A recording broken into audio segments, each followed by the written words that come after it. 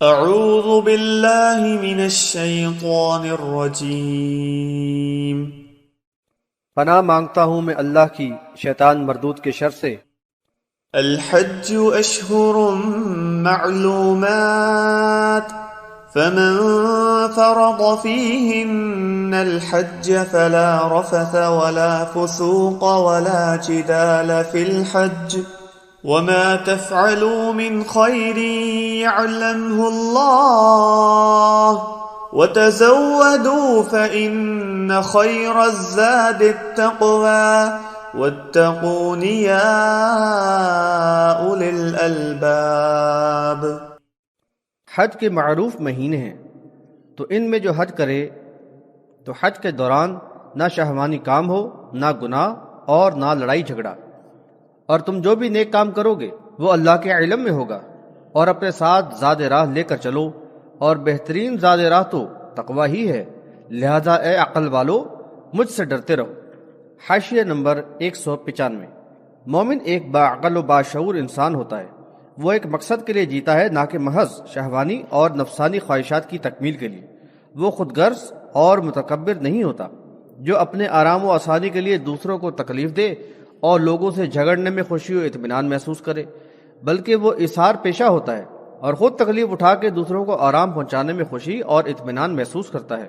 دراصل اللہ تعالیٰ کی اطاعت و بندگی کا بنیادی تقاضا تو یہی ہے کہ مومن کی خواہشات و جذبات اور احساسات پوری طرح اللہ تعالیٰ کی رضا کے تابع ہوں، اور زندگی کے ہر معاملے میں وہ اللہ کی نافرمانی سے بچنے کی کوشش کرے۔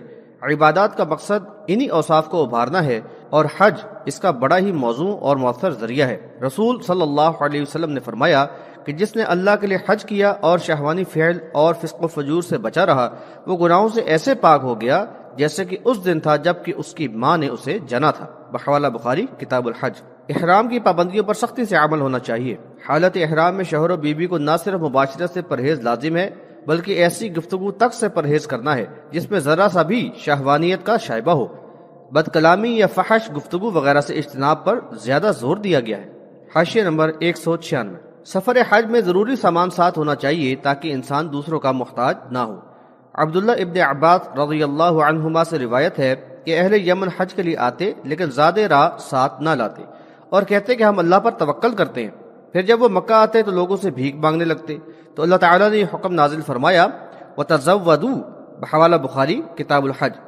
توکل کا یہ مفہوم ہرگز نہیں کہ انسان خواہ اپنی ضروریات کے لیے دوسروں کا محتاج بنا رہے۔ یہاں ایک رہنما اصول یہ بھی بتا دیا گیا کہ تقوی بہترین زاد راہ ہے۔ تقوی یا پرہیزگاری اگر فکر و عمل پر حاوی ہو تو کام میں سادگی کا عنصر غالب رہتا ہے۔ سفر حج کوئی سیر و تفریح کا سفر نہیں، لہذا اس میں سامان تعیش اور اسراف کا رجحان سخت ناپسندیدہ ہوگا۔ اگر حج اللہ ہی کے لیے کیے جا رہا ہے تو دل میں تقوی کا احساس ضروری ہے۔ پھر نمائش اور ریاکاری کے کاموں، ہار، پھول، فوٹوگرافی وغیرہ جیسے شیطانی مظاہرات اور حاجی و الحاج جیسے القابات کو تو قریب بھی نہ آنا چاہیے۔ ليس عليكم جناح أن تبتغوا فضلا من ربكم فإذا أفضتم من عرفات فاذكروا الله عند المشعر الحرام واذكروه كما هداكم وإن كنتم من قبله لمن الضالين۔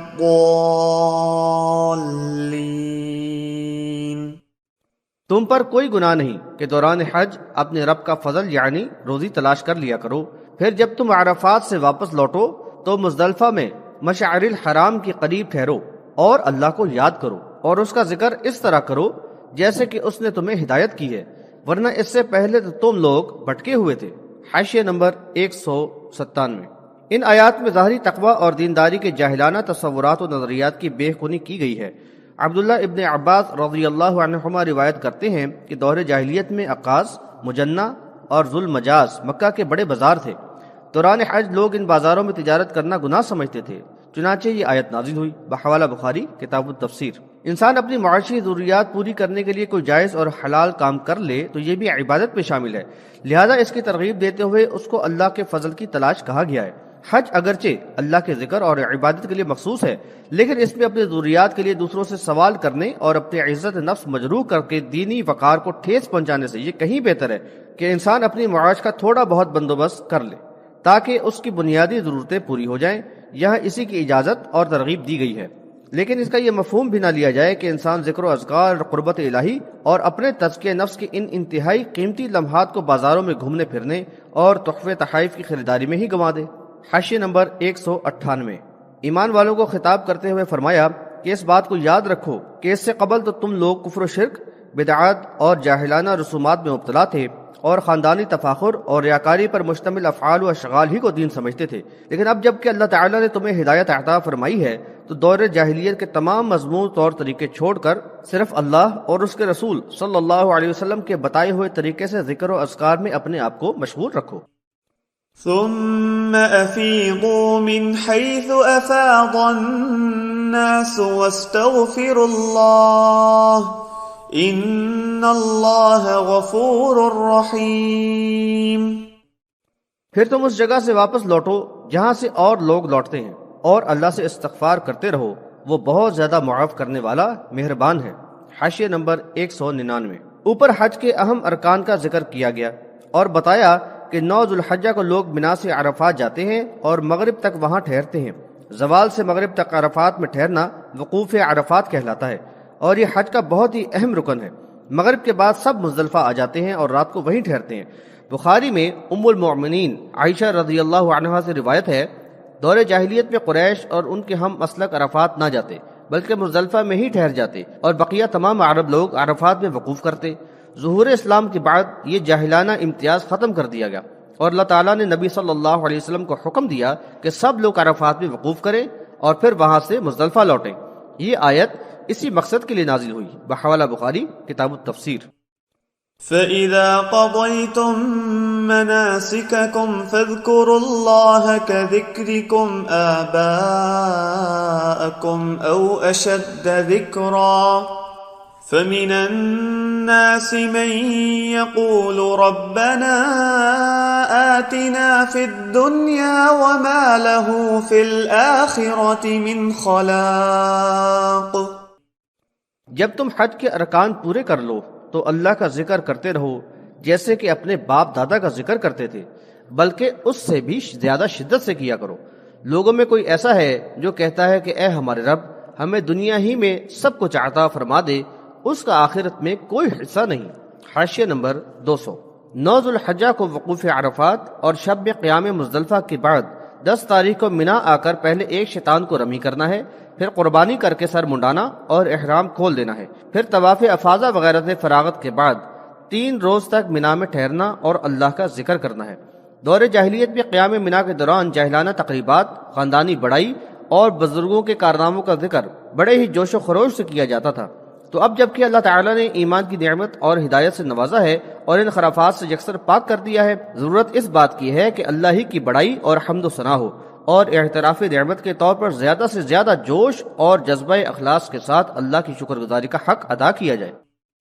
وَمِنْهُم مَّن يَقُولُ رَبَّنَا آتِنَا فِي الدُّنْيَا حَسَنَةً وَفِي الْآخِرَةِ حَسَنَةً وَقِنَا عَذَابَ النَّارِ۔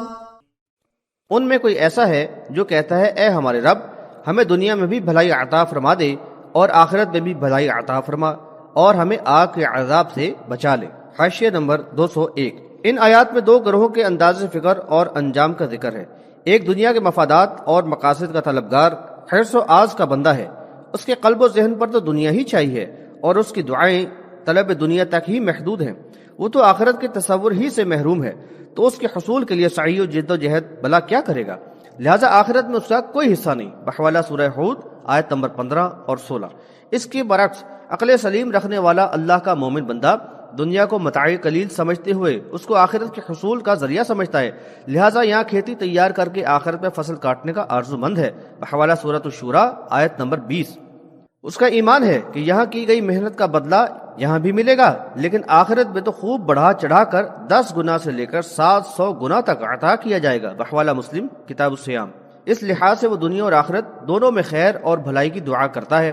حج کے ایام اللہ سے قربت اور دعاؤں کی مقبولیت کے بہترین لمحات فراہم کرتے ہیں، اور ان میں کثرت سے دعائیں مانگنے کی تاکید ہے، اور یہ دعا تو بہت ہی جامع ہے، چنانچہ کثرت سے یہ دعا مانگنا چاہیے، بالخصوص سعی و طواف میں۔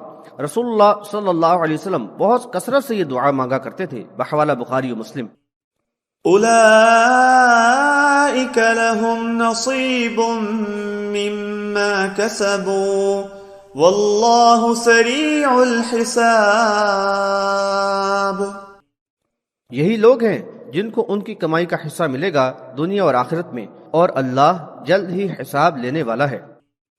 وَاذْكُرُوا اللَّهَ فِي أَيَّامٍ مَّعْدُودَاتٍ فَمَن تَعَجَّلَ فِي يَوْمَيْنِ فَلَا إِثْمَ عَلَيْهِ وَمَن تَأَخَّرَ فَلَا إِثْمَ عَلَيْهِ لِمَنِ اتَّقَى وَاتَّقُوا اللَّهَ وَاعْلَمُوا أَنَّكُمْ إِلَيْهِ تُحْشَرُونَ۔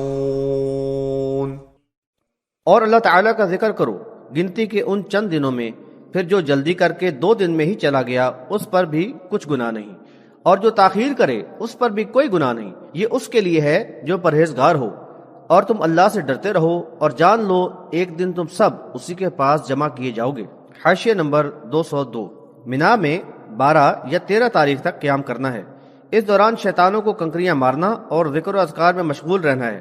12 تاریخ کو کنکریاں مارنے کے بعد جو لوگ مغرب سے پہلے مینا سے چلے جائیں تو اس کی اجازت ہے، اور جو نہ جا سکیں یا بخوشی رکنا چاہیں وہ 13 کو بھی رمی کریں گے اور پھر مکہ واپس آ جائیں گے۔ دور جاہلیت میں 13 تاریخ تک ٹھہرنے کی جو پابندی تھی اس کو ختم کر دیا گیا۔ شکوک و شبہات کا سدباب کرتے ہوئے فرمایا کہ ایک دن پہلے یا بعد میں جانے سے کوئی فرق نہیں پڑتا، اصل مقصد تو تقویٰ ہے، اس کو ملحوظ رکھا جائے اور اس وقت کو ذکر اور دعاؤں میں صرف کیا جائے، تاخیر میں تبھی فائدہ ہوگا۔ وَمِنَ النَّاسِ مَن يُعْجِبُكَ قَوْلُهُ فِي الْحَيَاةِ الدُّنْيَا وَيُشْهِدُ اللَّهَ عَلَى مَا فِي قَلْبِهِ وَهُوَ أَلَدُّ الْخِصَامِ۔ اور لوگوں میں کوئی تو ایسا ہے کہ اس کی بات دنیا کی زندگی میں تمہیں بہت ہی اچھی لگتی ہے، اور جو کچھ اس کے دل میں ہے اس پر اللہ کو گواہ بناتا ہے، حالانکہ وہ بہت ہی جھگڑالو ہے۔ حاشیہ نمبر 203۔ یا منافق کے کردار کی نشاندہی کی گئی ہے۔ بخاری و مسلم کی روایات کے مطابق منافق قول و عمل کے تضاد کا شکار ہوتا ہے، بات بات پر جھگڑا کرنا اور بدکلامی کرنا اس کی عادت ہوتی ہے۔ معاشرے میں اپنا مقام بنانے کے لیے ایسا شخص اپنی شخصیت کو پرکشش بنانے، چرب زبانی اور سحر بیانی میں کمال حاصل کرنے میں لگا رہتا ہے، اور حق و ناحق کی پرواہ کیے بغیر لوگوں کے ذوق اور پسند و ناپسند کا لحاظ رکھتے ہوئے اس انداز سے بات کرتا ہے کہ لوگوں کو اچھی لگے، بات بات پر قسم کھا کر اپنی سچائی اور اخلاص پر اور اپنے آپ کو مصلح ثابت کرنے کے لیے اللہ کو گواہ بناتا ہے، حالانکہ وہ بدترین قسم کا جھگڑالو شخص ہوتا ہے۔ وَإِذَا تَوَلَّى سَعَى فِي الْأَرْضِ لِيُفْسِدَ فِيهَا وَيُهْلِكَ الْحَرْثَ وَالنَّسْلَ وَاللَّهُ لَا يُحِبُّ الْفَسَادَ۔ جب وہ پیٹ پھیرتا ہے تو اس کوشش میں لگ جاتا ہے کہ زمین پر فساد پھیلائے اور کھیت اور نسل کو تباہ کرے، اور اللہ تو فساد کو پسند نہیں کرتا۔ حاشیہ نمبر 204۔ یہ شخص جس کے کردار کا خاکہ اوپر پیش کیا گیا عوام میں تو ایک مصلح کے روپ میں آتا ہے، لیکن اس کی شخصیت کا اصل روپ اس کی نجی محفلوں یا گھریلو زندگی میں نمایاں ہوتا ہے، جہاں وہ ایک فسادی تقریب کار کی حیثیت پر کھل کر سامنے آ جاتا ہے۔ وہ عوام میں سے اپنے ہم ذوق چھانٹ لیتا ہے، پھر ان کے ساتھ نجی محفلیں منعقد کر کے مسلم معاشرے میں فساد اور اختلاف و افتراق پھیلانے کی منصوبہ بندیاں اور سازشیں کرتا ہے، اور اصلاحی تحریک کو نقصان پہنچانے میں کوئی دقیقہ نہیں اٹھا رکھتا۔ ایمان والوں کو ہوشیار کیا گیا ہے کہ وہ ایسے ناپسندیدہ عناصر سے پوری طرح باخبر اور محتاط رہیں اور ان کے فریب میں نہ آئیں۔ آج فرقوں میں بٹی ہوئی اس قوم کے مذہبی اور سیاسی رہنما بھی انہی خصوصیات کے حامل نظر آ رہے ہیں۔ وَإِذَا قِيلَ لَهُ اتَّقِ اللَّهَ أَخَذَتْهُ الْعِزَّةُ بِالْإِثْمِ فَحَسْبُهُ جَهَنَّمُ وَلَبِئْسَ الْمِهَادُ۔ اور جب اس سے کہا جاتا ہے کہ اللہ سے ڈر، تو عزت نفس اسے گناہ پر ابھارتی ہے، اس کے لیے بس جہنم ہی کافی ہے، اور وہ بہت ہی برا ٹھکانہ ہے۔ حاشیہ نمبر 205۔ جب اسے اللہ سے ڈرایا جاتا اور انجام بد کی طرف متوجہ کیا جاتا ہے تو نصیحت سننے اور اس کا اثر لینے کے بجائے وہ انانیت، جھوٹی عزت نفس، ذاتی وقار اور دنیاوی مفادات کو مسئلہ بنا کر ضد و ہٹ درمی سے اپنا دفاع کرنے لگ جاتا ہے یا متکبرانہ انداز میں رخ پھیر لیتا ہے۔ وَمِنَ النَّاسِ مَن يَشْرِي نَفْسَهُ ابْتِغَاءَ مَرْضَاتِ اللَّهِ وَاللَّهُ رَءُوفٌ بِالْعِبَادِ۔ اور لوگوں میں کوئی ایسا بھی ہے جو اللہ کی رضا کے لیے اپنی جان کو بھی بیچ ڈالتا ہے، اور اللہ تو بندوں پر بے حد شفیق ہے۔ حاشیہ نمبر 206۔ یہ فکر آخرت رکھنے والے مومن کی ایک تصویر ہے۔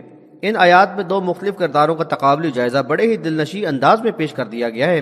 ایک طرف نفس کا بندہ دنیاوی اغراض و مفادات کے لیے اللہ کی مغفرت اور جنت کی دائمی نعمتوں کو ٹھکرا دینے والا ہے، اس کے برعکس دوسری طرف وہ خوش نصیب عاقبت اندیش ہے جو اللہ کی رضا کے لیے نہ صرف مال و دولت اور جاہ و ثروت کو قربان کرنے پر بخوشی آمادہ ہے بلکہ اپنی جان کا نذرانہ بھی اللہ کی راہ میں پیش کرنے سے دریغ نہیں کرتا۔ رسول اللہ صلی اللہ علیہ وسلم کے صحابہ کرام رضی اللہ عنہم بلا شبہ اس آیت کے مصداق تھے۔ يا أيها الذين آمنوا ادخلوا في السلم كافة ولا تتبعوا خطوات الشيطان إنه لكم عدو مبين۔ اے ایمان والو، اسلام میں پوری طرح داخل ہو جاؤ اور شیطان کی پیروی نہ کرو، وہ تو تمہارا کھلا دشمن ہے۔ حاشیہ نمبر 207۔ ایمان کا اقرار دراصل اللہ تعالیٰ کی اطاعت و فرما برداری قبول کر کے پوری طرح مسلم بن جانے کا عہد ہے۔ اس کا بنیادی تقاضا یہ ہے کہ سب سے پہلے ایمان کو ہر قسم کی شرک، باطل نظریات و توہمات سے پاک کیا جائے اور طاغوت کا کفر اور اس سے مکمل برات کا اظہار و اعلان کر کے ایمان میں یکسوئی پیدا کی جائے، اور پھر یہ تقاضے پورے کرتے ہوئے زندگی گزاریں۔ ہر قسم کی بدعات و رسومات سے بچیں اور معاشرے کے ساتھ انہی معاملات میں تعاون و شمولیت ہو جو شرک و بدعات اور رسومات اور ہر قسم کی فسق و فجور سے پاک ہوں۔ اسلام اللہ کی اطاعت اور فرمانبرداری کا ایک مکمل نظام حیات ہے، لہذا ایمان والوں پر زور دیا گیا ہے کہ وہ اسلام میں پورے داخل ہوں، یعنی وہ پوری سنجیدگی سے انفرادی اور اجتماعی سطح پر زندگی کے تمام گوشوں کو اسلام کے سانچے میں ڈھال لیں۔ پھر سارے معاملات مثلاً شادی بیاہ، وفات یا کاروبار اور رشتہ داروں اور دوستوں کے ساتھ تعلقات میں اسلامی قوانین کے مطابق چلیں۔ شریعت کے نفاذ میں کوئی دباؤ قبول نہ کیا جائے اور نہ دوست احباب اور رشتہ داروں کو خوش کرنے کے لیے معاشرتی معاملات یا دنیاوی مفادات کی خاطر بعض شرعی حدود و قیود اور اللہ اور اس کے رسول صلی اللہ علیہ وسلم کے احکامات سے بے اعتنائی برتی جائے۔ ایسا طرز عمل اللہ تعالیٰ سے کیے ہوئے عہد سے صریح انحراف ہوگا۔ یہود و نصارہ کے اسی طرز عمل پر سخت ناراضگی کا اظہار کیا گیا کہ تم لوگ کتاب اللہ کی بعض باتیں مانتے اور بعض کا انکار کرتے ہو، تو ایسا کرنے والوں کو تو یہی سزا ہوگی کہ دنیا میں رسوائی اور آخرت میں شدید عذاب سے دوچار کر دیے جائیں۔ بحوالہ سورۃ البقرہ آیت نمبر 85۔ حاشیہ نمبر 208۔ اس بات پر زور دیا گیا ہے کہ شریعت اسلامی پر پوری طرح عمل کیا جائے، اس سے انحراف شیطان کی پیروی ہوگا، اور شیطان تو کفر و الحاد، شرک و بدعات اور دنیا کی رنگینیوں اور بداعمالیوں ہی کو مزین کر کے پیش کرتا ہے، اور شیطان کی پیروی تو اس کی بندگی ہی ہوتی ہے اور اللہ تعالیٰ کی عبادت سے صریح انحراف۔ فَإِن زَلَلْتُم مِّن بَعْدِ مَا جَاءَتْكُمُ الْبَيِّنَاتُ فَاعْلَمُوا أَنَّ اللَّهَ عَزِيزٌ حَكِيمٌ۔ اگر تم واضح دلائل آنے کے بعد بھی ڈگمگائے تو جان لو کہ اللہ تعالیٰ زبردست حکمت والا ہے۔ حاشیہ نمبر 209۔ واضح دلائل اور احکامات کے باوجود راہ حق سے بھٹک جانا اور شیطان کی پیروی اور اللہ کی نافرمانی کی روش پر جم جانا شیطان کی عبادت اور اللہ کی بغاوت ہی کے مترادف ہے، اور یہ اللہ کی غیظ و غضب کو بھڑکانے والا انداز ہے۔ یہ بات یاد رہے کہ اللہ زبردست، سب پر غالب اور انتہائی حکمت والا ہے۔ اس کا غضب ٹوٹ پڑا تو کوئی بھی بچاؤ کا راستہ نہ ملے گا، لہٰذا اس حکیم رب کی دی ہوئی مہلت سے فائدہ اٹھایا جائے اور اس کو ضائع نہ ہونے دیا جائے۔ هل ينظرون إلا أن يأتيهم الله في ظلل من الغمام والملائكة وقضي الأمر وإلى الله ترجع الأمور۔ کیا یہ لوگ اس بات کا انتظار کر رہے ہیں کہ اللہ بادلوں کے سائبانوں میں ان کے پاس آ جائے اور فرشتے بھی آ جائیں اور معاملے کا فیصلہ چکا دیا جائے اور تمام کام اللہ ہی کی طرف لوٹائے جاتے ہیں۔ حاشیہ نمبر 210۔ ہر قسم کی نشانیوں اور واضح دلائل کو دیکھ لینے کے بعد بھی مخالفین حق روگردانی کی روش پر جمے ہوئے ہیں، نت نئے معجزات طلب کیے جا رہے ہیں۔ ان کا یہ بھی مطالبہ قرآن میں بیان کیا گیا ہے کہ فرشتے کیوں نازل نہیں ہوتے اور ہم اپنے رب کو آنکھوں سے کیوں نہیں دیکھ لیتے۔ بحوالہ سورۃ الفرقان آیت نمبر 21۔ انہوں نے بڑی ہی نادانی اور سرکشی کا انداز اختیار کیا ہوا ہے۔ یہ لوگ دراصل اس اہم حقیقت کو فراموش کیے ہوئے ہیں کہ جن و انس کے امتحان کا دار و مدار تو ایمان بالغیب پر ہی ہے۔ اگر فرشتوں کا نزول اور اللہ تعالیٰ کا ظہور ہو گیا تو پھر غیب شہود ہو جانے کے بعد تو امتحان ختم اور جزا و سزا کا مرحلہ شروع ہو جائے گا اور تمام معاملات کا فیصلہ کر دیا جائے گا۔ حاشیہ نمبر 211۔ یہ بات قرآن میں متعدد مقامات پر دہرائی گئی ہے کہ اللہ تعالیٰ کائنات کا اکیلا خالق و مالک اور مدبر الامور ہے۔ اسی کے اذن و مشیت کے مطابق نظام کائنات رواں دواں ہے اور سارے معاملات و حالات جن و انس کے تمام اعمال اسی کی بارگاہ میں پیش ہوتے ہیں۔ اس بات کو قرآن میں کتنی ہی جگہ پر حصر کے ساتھ یعنی بغیر استثناء بیان کیا گیا ہے۔ ملاحظہ ہو سورہ ہود آیت نمبر 123، آل عمران 109، الحج 76، الشورى 53 وغیرہ۔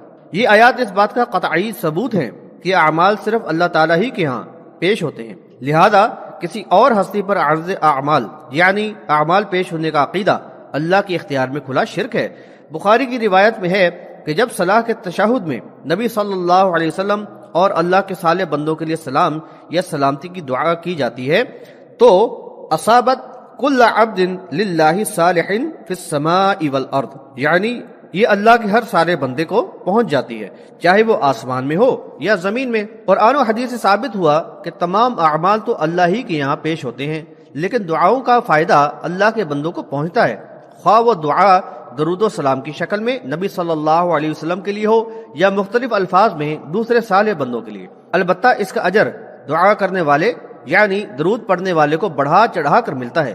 حیرت کی بات ہے کہ قرآن و حدیث کے دیے ہوئے اس عقیدے کے برعکس اس امت کے علماء و مشائخ نے اللہ کے علاوہ مخلوق پر بھی اعمال پیش ہونے کے مشرکانہ عقائد اپنا لیے ہیں۔ چنانچہ نبی صلی اللہ علیہ وسلم پر اعمال پیش ہونے کے بارے میں ابن تیمیہ فرماتے ہیں انہ یسمع الصلاۃ والسلام من القریب وانہ یبلغ ذلک من البعید، یعنی آپ قریب سے صلاۃ و سلام سنتے ہیں اور درود کا پڑھا ہوا پہنچایا جاتا ہے۔ بحوالہ مناسک حج صفحہ نمبر 84، بحوالہ تسکین الصدور صفحہ نمبر 316۔